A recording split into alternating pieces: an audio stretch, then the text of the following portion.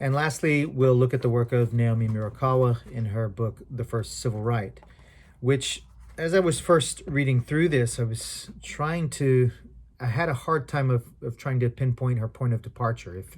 If she was just kind of a shadow conservative that was merely tearing down democratic and liberal policies, or if she was a progressive that was just exposing a lot of the kind of self-congratulation and pat on the back that liberals and neoliberals give themselves on this issue. But in the end, I found it to be a really important text that broadened my understanding of, like Maria Gottschalk was saying, the kind of ways in which this is just part of American politics. That the idea on this issue that there is a real difference in the effects of conservative policies and liberal or democratic policies is something that is not that simple, but really that a lot of what has driven this carceral explosion in the 80s came from, I would say, maybe certain well-intentioned, just like the Quakers, policies, but that had these disastrous effects in terms of the administration and the bureaucratization of the criminal justice system.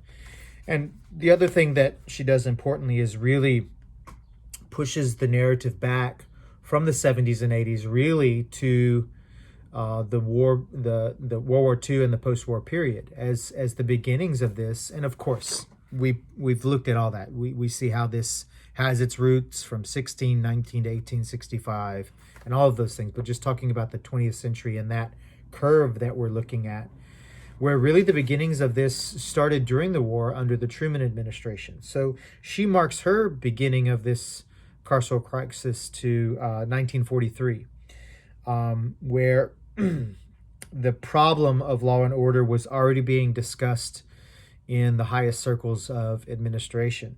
And I'm on chapter 2, called Freedom from Fear, on page 27.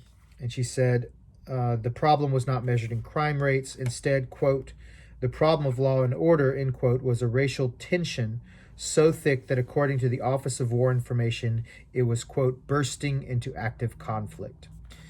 She looks at specifically the Zoot Suit riots in 1943, which was one of the markers of the beginning of the civil dissatisfaction with a lot of these policies that racialized and criminalized and marginalized a lot of these communities that were really central to the economic functionings of America, but were still nonetheless effectively excluded in certain regional zones in cities and states. And we can also see, this is all during the war, right? After, during the height of the war. So we can see the ways that external violence is also still turned internally if you are a member of a certain underserved community in this country, even during the war. And then, of course, after the war, a lot of these persons were fighting and dying for this cause against totalitarianism, against fascism, and then come back to a country that is as racist, systemically racist, individually racist as ever, if not more so in certain places. Well, I don't even want to say in certain places. I don't want to go down that path of northern exceptionalism. In the South, you had, of course, Jim Crow, but in the North, you had redlining. So the way that these people who fought for their country and its ideals come back and are victims of those purported ideals. Again, Enlightenment and its shadows. So she says that there are three perils that come out of, and we will look deeply into this in the next discussion. But peril one of liberal and neoliberal policies and ideas is the entrenchment of notions of black criminality. This is on page 13. And so what she sees here is a kind of racial pity, she calls, that liberals and progressive have toward the Black community that she sees as being as dangerous and problematic as conservative contempt. If conservatives tend to be outright racist in their policies and language, the kind of liberal pity is something that also entrenches notion of an identity, that essentializes a racial identity. She writes on 15 at the end of that section, liberal racial pity mirrored conservative racial contempt, and as mirror images, competing partisan frames locked blackness to criminality. This, another way to think about this is maybe a kind of a notion of respectability politics that still lock responsibility and identity into some bourgeois capitalist notion of what it means to be a citizen and or a person who's responsible for their actions. Peril 2, also on page 15, it fuels, quote, neutral state building. So she says on page 16, in this case, new punitive policies fortified police unions and private detention corporations, thereby strengthening interest groups with incentives to reinforce the stability of punitive policies. The California Correctional Peace Officers Association, for example, gradually accrued the economic and political capital to lobby for and fund advertising for the 1994 Three Strikes and You're Out balloted initiatives. Now, I'll go ahead and mention here, I'll come back to that, but I'll go ahead and mention, because it's connected, her third peril. It secures legitimacy or seeing racial violence as an administrative deficiency. So those are connected because the idea was that the function of law and the function of liberal societies and the function of policymakers was to make those laws that were disinterested, objective, fair, and really detached from the actual situations that were going on. Because remember, justice ought be blind. Remember, going back to the Enlightenment thinkers that were important critics of policies of torture and incarceration and capital punishment, but also we saw how in that advocacy of reason, of abstract reason, and in that advocacy of a kind of algorithmic or mathematical model of justice, especially in the case of Bentham and the utilitarians, that oftentimes it's a double-edged sword. There are these unintended consequences that don't take into consideration the actual social, historical, phenomenological, experiential conditions that are being dealt with. So the idea here is that in making these things disinterested and a problem of the administration of law and not law itself, which has historically been something that has been a way to ossify and instantiate and perpetuate systems of power, by making it just an administrative deficiency, one doesn't get underneath the real social historical causes of that crime. So back to her second peril, you have here like the Police Benevolent Association in New York,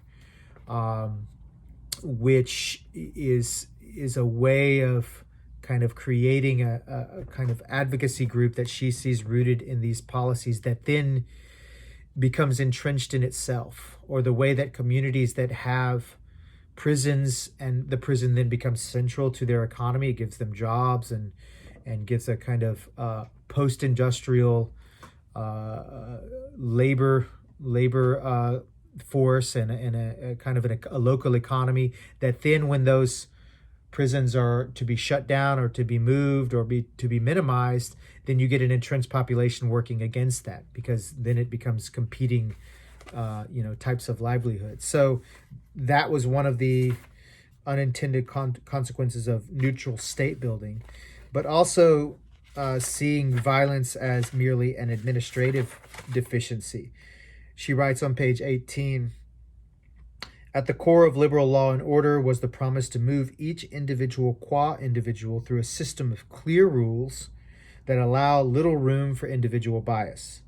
In effect, a lasting legacy of liberal law and order is this: we evaluate the rightness of criminal justice through the administrative quality by which each individual is searched, arrested, warehoused, or put to death. So then it just all becomes about procedure. It never becomes about the person. It just becomes about, were these rules followed, from whether it was Miranda rights through access to a lawyer, through access to information, through appeals, whatever that it may be. And I regret that we didn't get to go to the arraignment this semester. But the injustice is just a function of following those rules and those administrative efficiencies. And so long as those are adhered to, then justice was served.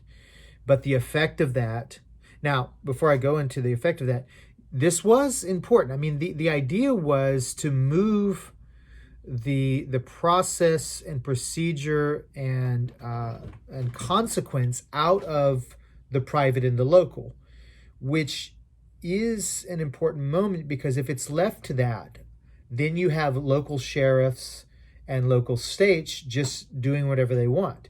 So this federal response during this time was a response to lynching that was many times overtly backed by the sheriff and the police force in those communities, certainly in the South. So if you have some kind of federal accountability, and even today, there are moments when the federal government will kind of give some oversight to these abuses. Now, this doesn't, make them an angel in the system, but this was the idea. This was the idea behind it. But this was also the thing that led to mandatory sentencing and three strikes laws, which really, from a policy perspective, certainly in California. So if you read Ruth Wilson Gilmore's book, The Golden Gulag, she just does this so exquisitely in terms of the political economy and these forces in the case of California. But the effect of this is that then there's no nuance to leniences in sentencing or responses to specific case, because the judge is locked in by those sentencing grids that we looked at, by those mandatory minimums, by those three strike laws, by certain infractions of parole or probation that then lead to 20 years of incarceration.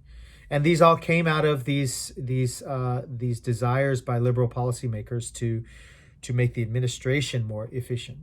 And she sees that as one of the most important, if not the most important, fuel of the incarceration crisis that began in the 70s and 80s.